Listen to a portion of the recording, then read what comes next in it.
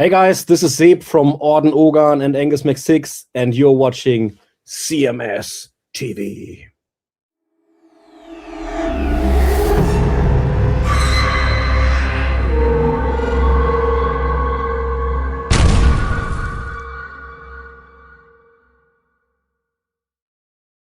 It is Chris Akin Presents. I, of course, am Chris Akin, and today on the show, we're going to take it medieval, I guess. That's probably the best way to put it.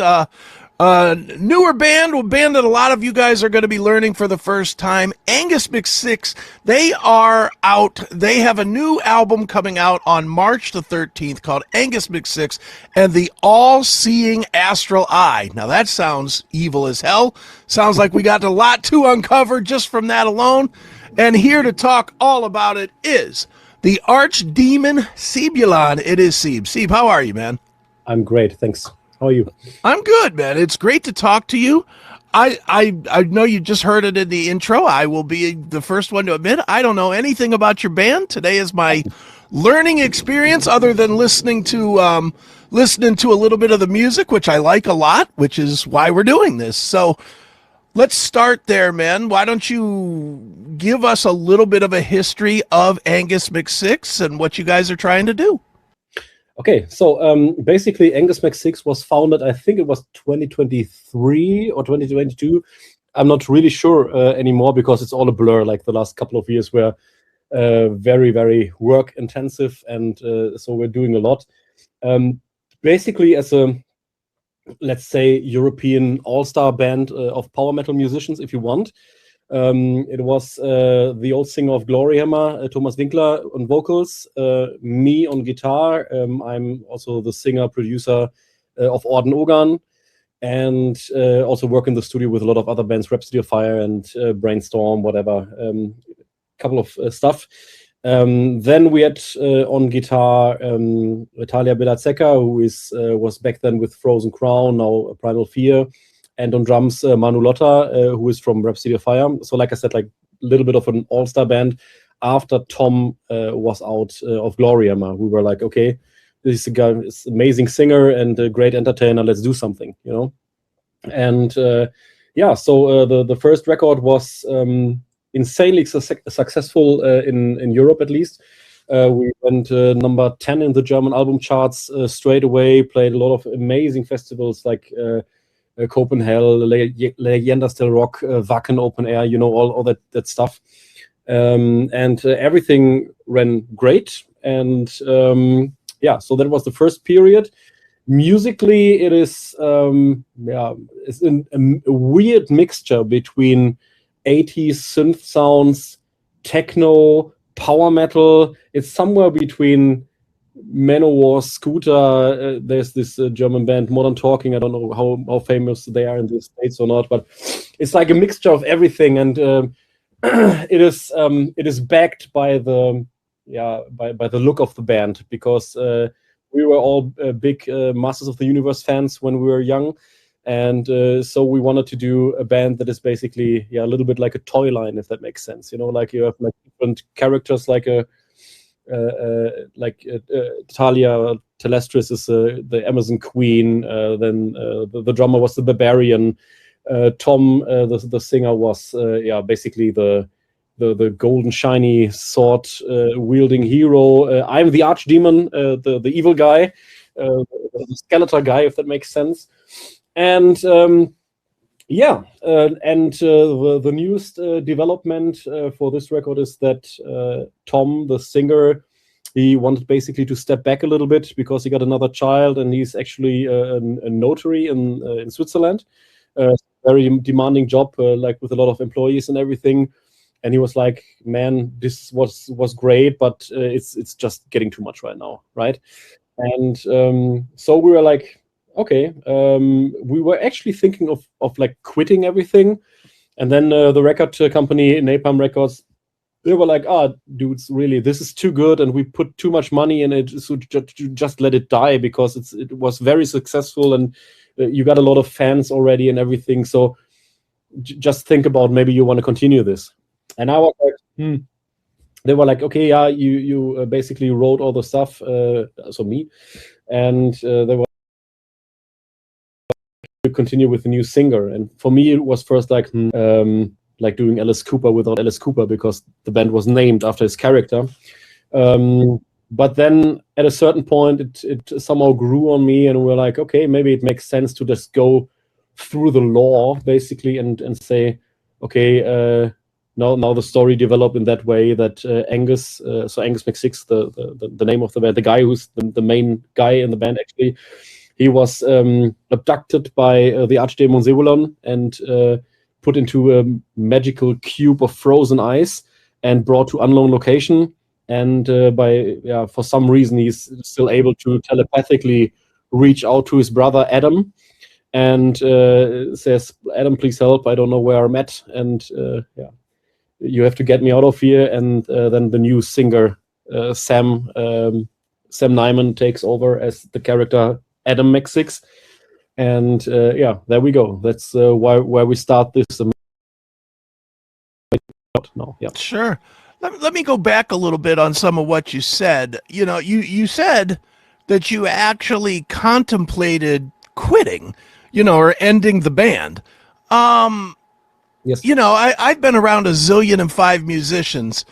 Once you start getting success, that is just, I have to imagine that is the hardest decision ever, to truly consider it right when you're charting and you're impacting, and I mean, you played the biggest festival in the world with Wacken. I mean, to go from that to, well, I don't know, one guy's leaving, maybe I'm quitting. Was there a nervousness about that, or were you confident that you were going to do something else? I mean, what were you thinking at that moment? I mean, I am a singer of the German band Orden Ogan anyway, and Orden Ogan is doing great in Europe. We're not playing so much in the States. But like the last two records for Orden Ogan were number 3 in the German album charts, so it's we're playing like main stage positions at Wacken and all this kind of stuff. So that is my has been my baby since 2008 anyway, so that was the thing. So one of the reasons why I got into the costume with a skeleton mask for the character Zebulon, that was from the very beginning when we founded the band. It was like, okay, what happens if we have clashing show dates for Orden Ogan and Angus McSix, and so we're like, okay, then we can like put somebody else into the mask and have him do the role basically on stage.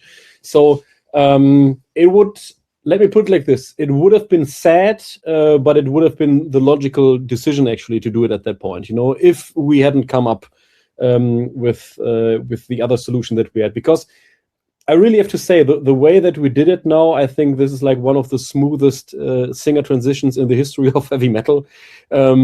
Because like if we had put in Sam as the new Angus McSix, I don't think that the fans would have liked that. Like the only reason to continue this was through like going through another character and bringing a new character in. So this is the way why we did it. Yes. Sure. Is there, like, not with members, but is there a challenge for you as a songwriter musically to write for two different bands and two kind of priority bands? It doesn't feel, and if I'm wrong, tell me, but it doesn't feel like this is the side project. This feels like this is a legit project and that is a legit project, which makes, how do you divide what you're writing? Go to here or go to there, or how do you know where it goes? Hey, you. Why are you watching this with commercials? Go commercial free and unlock exclusive content. Become a VIP today on Locals, Substack, or Rumble Premium. Stop waiting.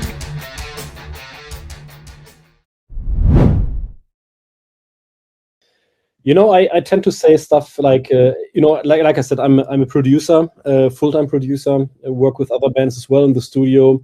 And I tend to say there are people who are playing an instrument and then there are musicians, So, for example, take the drummer of Orden Ogan, Dirk Meyer-Beerhorn. He's like, if you put him on a table, it will take like 10 seconds before he starts drumming on the table, because everything that is in his head goes on all the time is just music all day. And people in this area like have different talents, and one of mine was always like I actually compare this like to like, how can I say, like some sort of mental illness, because it's not normal what's going on in there. But like for me, it's also like 24/7 music in my head. You know, it happens that I wake up like 4 in the night, having dreamt a song or something. Then I sit down on the in the studio and record the song, or at least I sing it into my cell phone. You know, and my family is like, the crazy idiot is already. What are you doing? And so now, to answer the question, actually, it's not a problem at all for me. It has never been, and also for when I'm working with other bands in the studio, it's like very often that I can really like if I mean, this is like, I have to say, this is one of the things, I really just work with bands that I like. But when Brainstorm, for instance, they brought me in to work with them as a producer, so actually like write stuff with them and change lyrics and change chords and like, you know, like everything, like really writing on the stuff. It has never been a problem for me, like to get into the right mindset to understand how this band is supposed to sound. And if it was for me that I don't understand the product or the music or whatever, you know, like they're very, very specific things in some bands that make them sound like, you know, like if you listen to Megadeth, you know that it's not just because of Mustaine singing, it's also because of what they are playing. You know, like there are very specific things that make them sound like Megadeth. And you have that for a lot of bands who have like got their really own identity. And if you're able to really spot these things and know, okay, they do it like this and that and that and that, then you have like a, how can I say, like a framework in within you can move right. Yeah. All right, well, let's dig into the record here a little bit, Seeb. Obviously, it's story driven, which I love that, because it really does kind of make you have to listen a little harder instead of just kind of having it on in the background. Like, it's okay in the background, but it's a lot better if you sort of know or follow along with it. I'm assuming that is how you create as a person. You create the story instead of creating songs to fit the story. Is that accurate, or is it the other way around? Depends. Really, this is one of the things that really depends. I mean, when it comes to Orden Ogan, for instance, I have been asked a million times that for Orden Ogan, there's also like an ongoing background story. But it's with Orden Ogan, this is not all. It's not all concept records, but there are always songs that fit into the concept, you know. But if you do just concept records, then you will lose the opportunity to have a song that can really stand on its own. And that is like if there's a song that is presented to you by the universe or wherever that comes from, and it works like it is, why shouldn't you release it or record it in the first place, you know?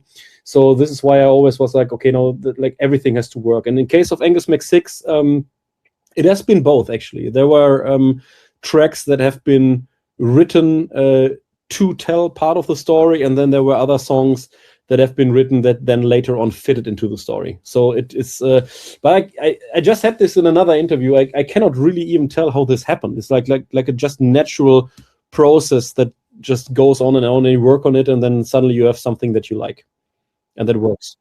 Definitely. Well, let's dig into a few of the tracks, Seeb.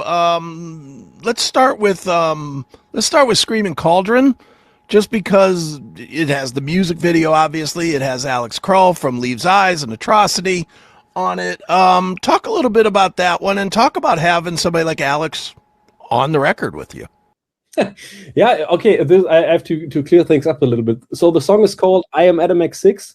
The Screaming Cauldron is actually just how can I say, like a pub inside the world where Adam is going, because like the whole story as it unfolds right now is that with the singer's change, of course, like I told you before, Angus is abducted by the evil guy, and the king, the father of the two, he calls his older son Adam, and you can think of the two a little bit like as if you have Thor and Loki, you know, like the one is the shiny hero with the sword or the hammer, whatever, and the other guy is a little bit, so Adam, the new singer, is more of a magician, sorcerer, whatever, and he is also, you're not so really sure if he's really one of the good guys. Maybe he's a little bit more in the middle, if that makes sense.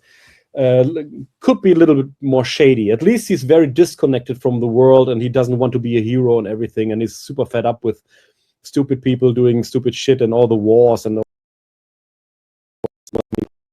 he doesn't want to have anything to do with it. And so the king says he cannot go alone. He has to bring some basically a party, a role-playing game party, if that makes sense.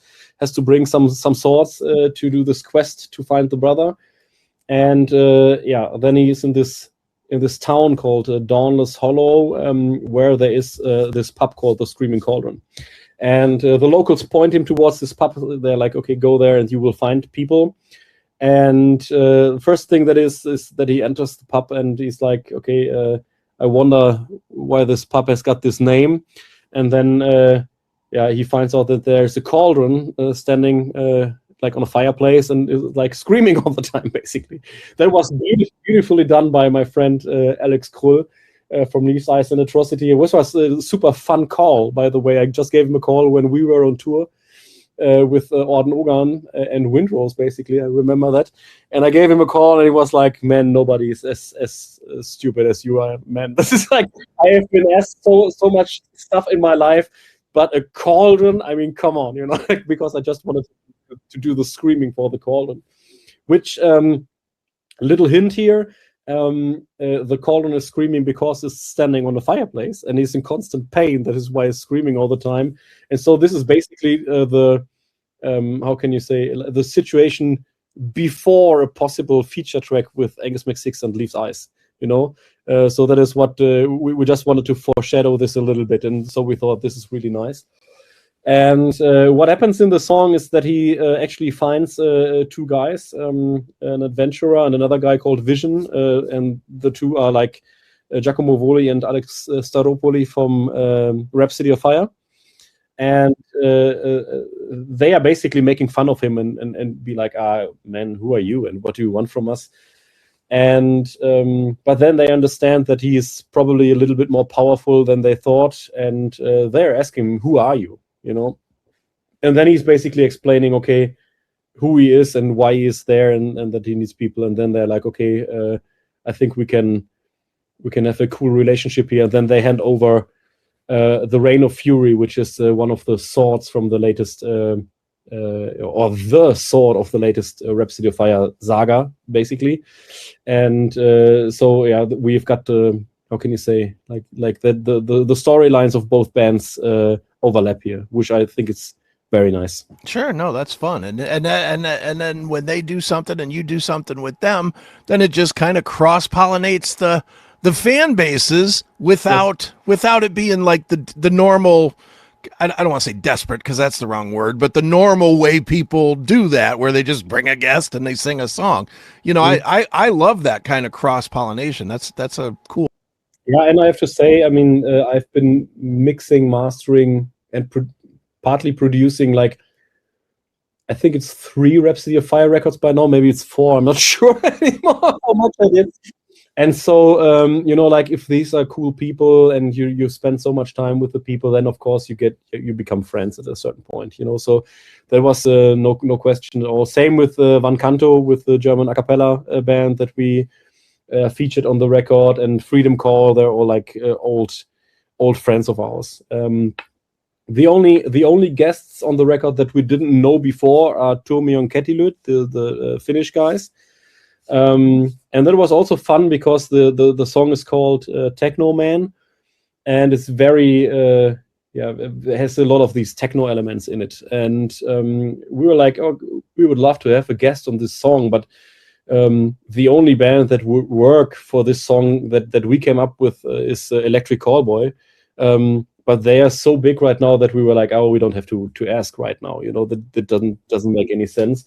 And then a friend of mine was like, yeah, you could ask Turmion Kettilöt because this will work perfectly. And I looked up the band and was like, yeah, that's amazing. And we just wrote their management, and that was, I think, within like 2 or 3 hours, everything was said and done. And like, okay, let's do it. Yeah. That's crazy. Are the songs that have the various guest musicians, are they written for the musicians, or are they written and then you listen? And I know obviously the one you just explained that, but for like Van Canto, was Dig Down written for him, or was it written and then you heard it and was like, that's who should maybe fit here?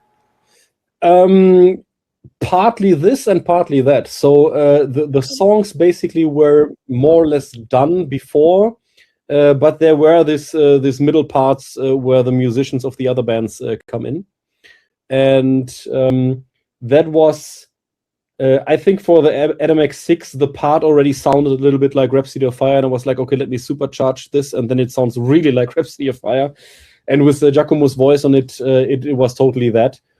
For Van Canto, I think it was basically completely written for them, and like I said, for Tumio and Ketilo, that was from the beginning. The song was like, it sounded like it could come out of their universe as well. Yeah. Right on. Let me ask you one question about the story itself that I don't understand, which is probably me. But you know, from what and if I'm interpreting wrong, tell me. But the way I understand the story, Angus McSix is passing the torch, so to speak, to Andy or Adam to Adam. And when he passes it to Adam, then Adam kind of takes the reins. But in the story, as I understand it, Angus doesn't remember his previous adventures or the previous chapter of the band. So if that's the case, why would he pass anything to Adam? No, it's not exactly correct. Like, to put it like precisely, so the torch is passed between Thomas Winkler and Samuel Nyman, so the real life person singer and the new real life person singer. There's where the passing of the torch happens. So we had another singer, we now have a new singer. In the storyline, it is like this. You have the king with the two sons, the two princes. Is that a princess is for a girl, right? Or it's like okay. So so we have Angus and we have Adam, and Angus was in a fever for like 13 or 14 years and doesn't remember anything. Then wakes up, then gets abducted by the evil guy straight away and is gone, and is basically telepathically calling his brother Adam to rescue him. And that is what happens right now. The thing is that Adam, the new singer or the new character in the storyline, he doesn't know anything. He doesn't know where his brother is. He just knows that he's gone. He knows who's responsible for this. It's the evil guy, the archdemon Zebulon. And now he's trying to find out or to figure out how to find him. And in the storyline, it is like this. There is an ancient relic. It's called the All-Seeing Astral Eye. It's like a device that can be used to basically search through space and time. And it is so powerful and so dangerous that it was like thousands of hundreds years ago, whatever, was dismantled. Is that the right word? You know, like taken into like several parts and given to the six stellar superlords. These are like whoever this is, they have to find that out as well. But one of these guys, if it is a guy, you know, we don't know yet. We just know that this name for them. Maybe it's something completely different that could happen as well in the crazy world of Angus McSix. So they know that there are these 6 parts and they have to find them and have to put them together for the machine. And what happens then if they have put them together, nobody knows. We don't know if they are able to locate him, if they will find him, and what happens when they find them. We know just as much as you do. For now. We'll learn, though, I'm assuming, right? We'll learn as we go. Nice. Well, Seeb, obviously, man, you put out a record, and certainly this band is a touring band. What are the plans? I know you have a headlining tour getting ready to go here in a couple of months, but what are the plans for 2026 as far as touring? Is it headlining tours, some festivals, little of this, little of that. Is everybody's other projects going to get in the way of a full tour? Tell me where we're at with touring. No. Actually, it's like this. We have been on the road last year. In the beginning of the year, we had Angus McSix as main support for Orden Ogan in Europe, which went amazing for the band. Then in October last year, we have been supports with Orden Ogan and Angus McSix on the Windrose tour. That was also like really so Windrose grew amazingly in Europe. So we played a lot of like really nice shows, and then we were like, okay, the record is coming, and so we have to go out and do a headlining tour. So that is what we do with the release. We deliberately said, let's do nothing in the summer and in autumn, because the plan is to continue relatively quick with new singles after the record is out, and go from there. I have to say, this is like the more boring side of the story, but it was a business decision, because we were like saying, okay, let's see how this all goes, and position ourselves and see how good the headlining tour will go before we book so many festivals, and let's do 2027 as a festival summer, and there will be something new coming before we go out then. And to say, like, there's not much more happening apart from new songs coming then later the year. Yeah. Excellent. Your daily metal fix is on Rumble. Watch the Classic Metal Show episodes free, or go commercial free with a premium subscription. Find your Classic Metal Show now at rumble.com/c/CMS, rumble.com/c/CMS. Well, Seeb, I ask everybody this that has played Wacken, which I just think is just the greatest festival. As I think most people do, it's such an amazing festival, and most amazing, I don't even think, is the bands. I think it's the loyalty of such a large amount of fans year after year. It sells out before the lights are dim this year. It sells out for next year. It's so crazy how big this festival is. Now I got to ask you, and this is not necessarily about Angus McSix or Orden. This is just about you. Describe for me that second right before you go on the stage, and you're walking out in front of 100,000 people. Are there the butterflies? Are you nervous? Are you an old pro now where you're just like, it's just another gig? What is that feeling right before you walk out on the biggest stage in the world? So I've played, we basically played more or less every stage on Wacken. We've been on the small stage, the Wackinger stage with Orden Ogan very early on. We've been on back then I think it was still the party stage. It's like Harder, Faster are both main stages, and then Party or Louder now is like the second biggest stage. We've done that with Orden Ogan. We've done that with Angus McSix. And we also played Faster, so the second main stage basically with Orden Ogan. And I have to say, the Louder stage, this is super nice, one of the best things you can do. But the two main stages, this is really something else. I mean, I've seen a lot. We've played a lot of really amazing festivals, but Wacken main stage is, I really have to say, something else. And especially for me, Wacken was my first festival that I attended as a visitor. So when I was like 17 or something, was like, like 1998. And back then I was standing there. I was already making music, and back then I was standing there pointing towards main stage. I was like, one day I will be on that stage, And then, 20 years later, you make it happen. Pretty slow, if you ask me, but it worked out. And I can tell you about the main stage. This was a super funny situation. I'm always just nervous when I don't know that technically everything is fine, So when I have to have my in-ear check and my microphone, if that is cool, I'm cool, we have a very good crew, so that is all fine. And I was just really looking forward. I could already. They always put this kabuki up, you know, the how do you call it? This like a backdrop in front of the stage. You just don't see the band. Yeah, the curtain, whatever. And our drummer in Orden Ogan, Dirk, he's almost blind. He doesn't see anything if he doesn't wear his glasses. So he was just setting up his shit. I was already looking behind the curtain. I was like, okay, this is going to be nice, because we really dragged a lot of people on the infield with Orden Ogan on that day. And then I was like opening up a can of Red Bull and drinking the Red Bull. And my bass player, Steven, he said, "Oh man, how can you drink Red Bull now?" And I was like, "Yeah, energy, man. Let's go. Power, go on stage." And he was like, "Yeah, but I'm already like this." You know? And it was really that moment when the curtain fell and the infield was packed, like really packed when we played for Ogan.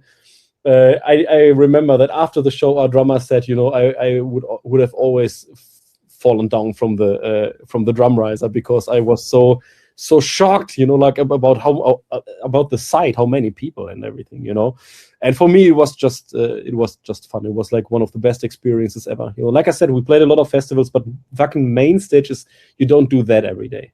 Yeah. Sure, no. I mean, look, the biggest bands in the world don't get to do that, but maybe a couple of times in their career. I mean, it's a huge honor. I mean, and if it does nothing else, it shows that what you're doing with both of your bands is connecting with the European audience, which is fantastic. I mean, in the end, I think that's what you're looking for, right? Is to connect with people.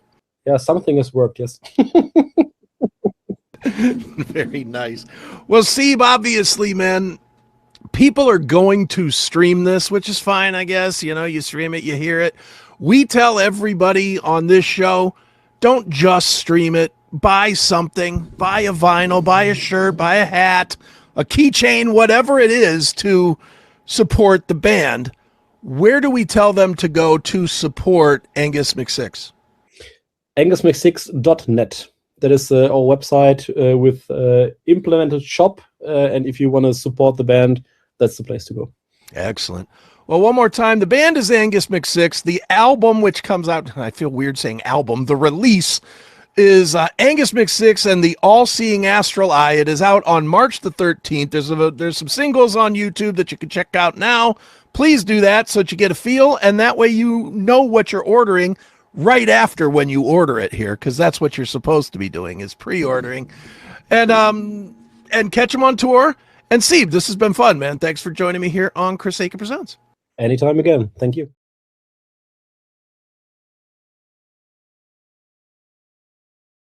Get more metal in your inbox. The Classic Metal Show is on Substack. Listen or watch for free, or subscribe for VIP exclusive content. Find us at cmspn.substack.com.